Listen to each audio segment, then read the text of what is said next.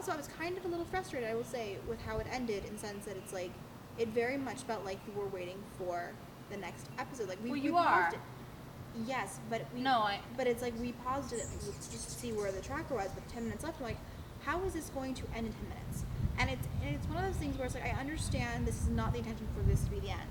At the same time, it took 7 years for this to happen.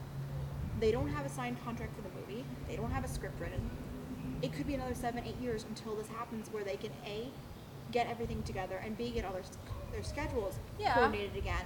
And it's just like, if you're going, I think the series, the actual Fox series, ended so great. It ended on such a great note, and it's like, the on the next Arrested Development kind of made a little bit of the closure, but it's like they left. It's basically, it felt like they left us in the middle of a chapter and then gave us an epilogue, and it's like, and that to me feels like I didn't compare this to the first 3 seasons. I very much treated it like its own thing, and so for me, I mean, I didn't love where it ended because it did feel like you're just waiting for the next thing. But at the same time, like, if I'm looking at it as a whole, if I'm looking at those 15 from Netflix as a whole by themselves, it was okay for me to leave a story where the characters are going on and I'm just not traveling with them, because I'm treating that first 3 as close-ended anyway. So it didn't bother me as much because I wasn't comparing it to that first ending that weren't so great as a series ending.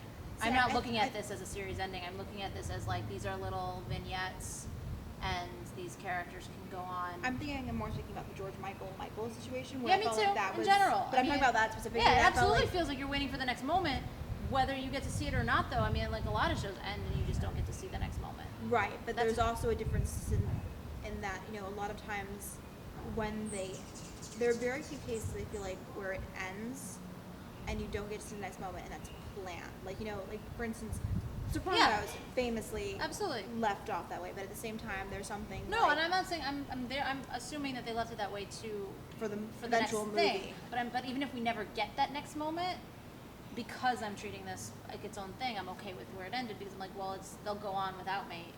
I don't need to see what happens after he punched him. You know what I mean? Like, I can imagine what happens next. I don't know. I didn't, because I didn't treat it like a continuation. So I don't know. Maybe if I go back and I rewatch it, comparing it, it'll be different.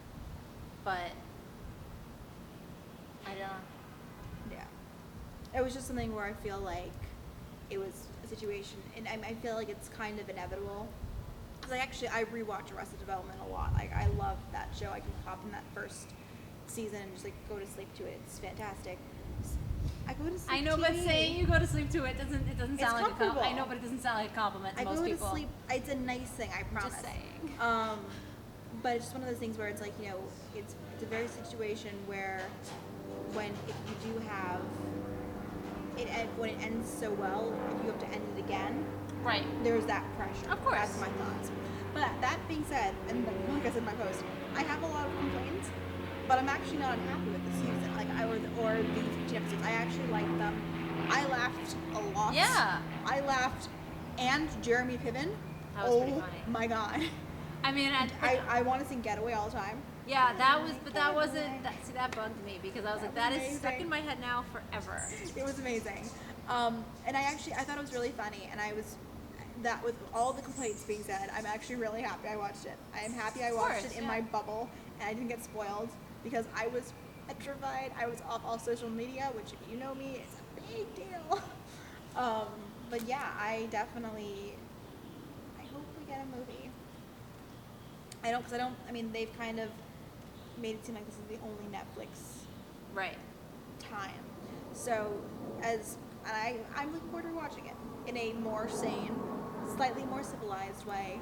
Yeah, I do think that watching all 15 at once kind of hurts it too. Absolutely. Because it's like you forget stuff, or because it's so and much it felt like all a chore. at once. Yeah. By episode 13, 14, it starts to feel like a chore. If it feels like a chore, then it's not hitting you the way it necessarily literally everyone who I was texting with. No, I'm not saying you. Yeah. I mean, in general, like, if it feels like a chore, maybe stop, because that's not good. But yeah, I feel like everyone I talked to about it was like, at a certain point, it felt like a chore. But the thing was basically either you watch it or you get spoiled. Right. But I'm just saying, like, if it was truly what it once was, it wouldn't feel like a chore. I mean, but it was also such a huge puzzle, and it's no matter, even if it could have been the best show but ever. Even if you choose to not try to solve the puzzle as you go, you just take it as it comes, nothing should feel like a chore. It's television. It's entertainment. Such is life. Anyway. That's enough rambling from us, guys. So these have been our many, many, many, many, many thoughts on Arrested Development. Be sure to follow us on Twitter, Marisa Rothman. Danielle, at Danielle TBD. Thanks for watching.